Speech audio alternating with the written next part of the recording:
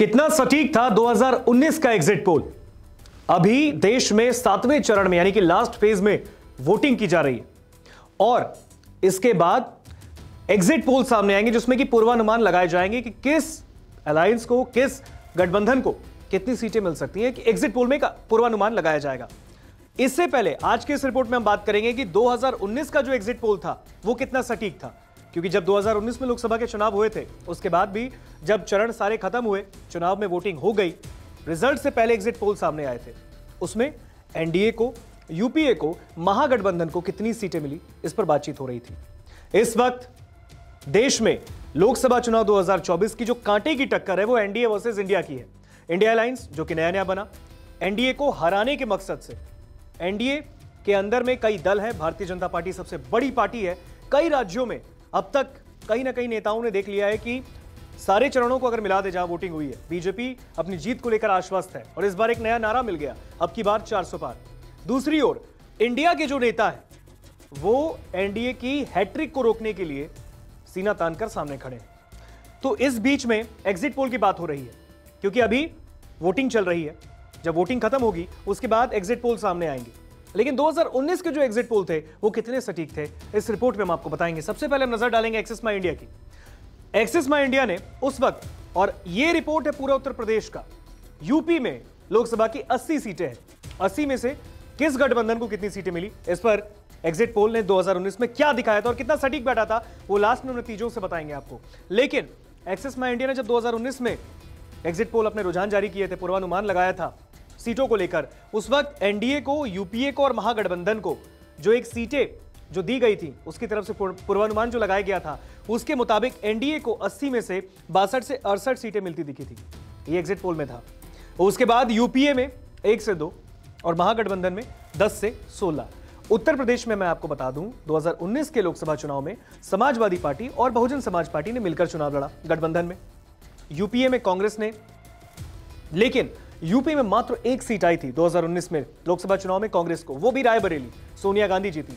अमेठी की सीट राहुल गांधी हार गए थे और इस बार रायबरेली से चुनाव लड़ रहे हैं। लेकिन एक्सिस माई इंडिया में एनडीए को 80 में से सबसे ज्यादा पूर्वानुमान में रुझान सामने दिखा था, यानी कि कहीं ना कहीं भारतीय जनता पार्टी की बढ़त मिलती दिखी थी एग्जिट पोल में। 62 से 68, यूपीए को 1 से 2 और महागठबंधन को 10 से 16। उसके बाद टुडेज चाणक्य की बात करें, टुडेज चाणक्य ने जो एग्जिट पोल दिखाया था उसमें एनडीए को 60 और 5 सीटें ऊपर नीचे हो सकती है, यूपीए में 1-2 सीटें ऊपर नीचे हो सकती थी और महागठबंधन को 19 सीटों का पूर्वानुमान लगाया गया था, जिसमें कि 6 सीटें प्लस माइनस दिखाई गई थी, यानी कि ऊपर नीचे हो सकती थी। उसके बाद ये नतीजे हैं, क्योंकि उससे पहले टुडेज चाणक्य और एक्सिस माई इंडिया ने दोनों ने पूर्वानुमान लगाया था एग्जिट पोल में, और अगर आप देखेंगे तो यहां पर लगभग सेम ही है, 62 से 68 एनडीए को, इधर 60, 5 सीटें ऊपर नीचे हो सकती हैं, यूपीए को 1 से 2, इसमें भी 1 और 2 सीटें ऊपर नीचे हो सकती थी, महागठबंधन को 10 से 16 और इधर 19, 6 सीटें ऊपर नीचे हो सकती थी। यहां पे थोड़ी सी ज्यादा यहां पर आंकड़े दिखे थे, लेकिन बात हम करेंगे नतीजों की, अगर गौर फरमाएंगे तो वहां पर कहीं ना कहीं मामला उलट ही दिखा। उत्तर प्रदेश में 2019 के लोकसभा चुनाव में भारतीय जनता पार्टी ने 62 सीटों पर जीत हासिल की थी, 62, और 2 सीटें अपना दल से मिल गई थी, अनुप्रिया पटेल की पार्टी, हालांकि अनुप्रिया पटेल अभी केंद्रीय मंत्री भी हैं, और उनके 2 सीट आने से 64 सीटें एनडीए की हो गई यूपी के अंदर।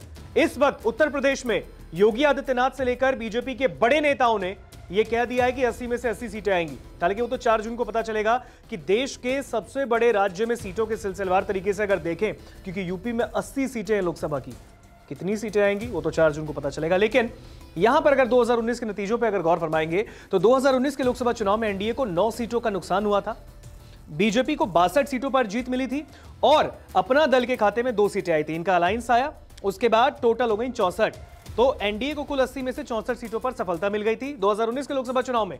महागठबंधन को इस चुनाव में 10 सीटों का फायदा हुआ।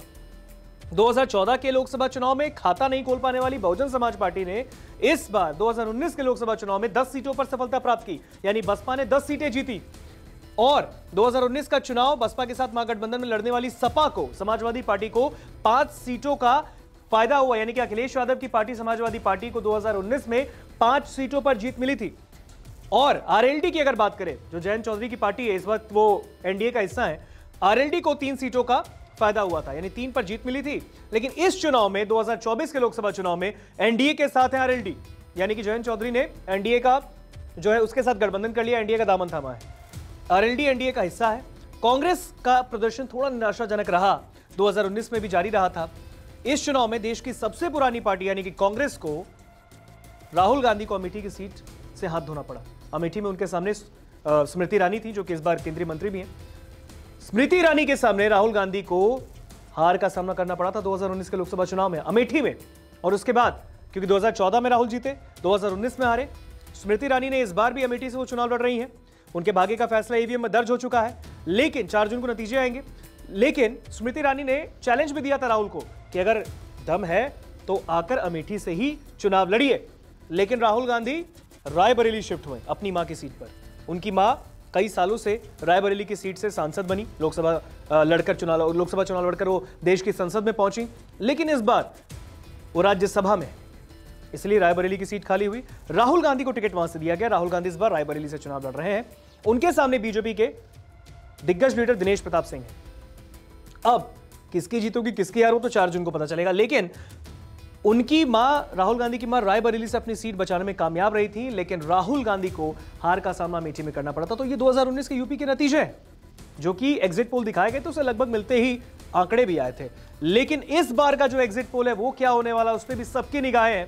देश में 7वें चरण का लोकसभा चुनाव जब खत्म होगा, उसके बाद कुछ ही देर में एग्जिट पोल जारी होंगे, पता चलेगा। क्योंकि पूर्वानुमान है, इसमें हम सटीक आंकड़े नहीं बता रहे, ये सिर्फ एक पूर्वानुमान है। एग्जिट पोल एक पूर्वानुमान होता है कि इस गठबंधन को, इस दल को इतनी सीटें संभवतः आ सकती है।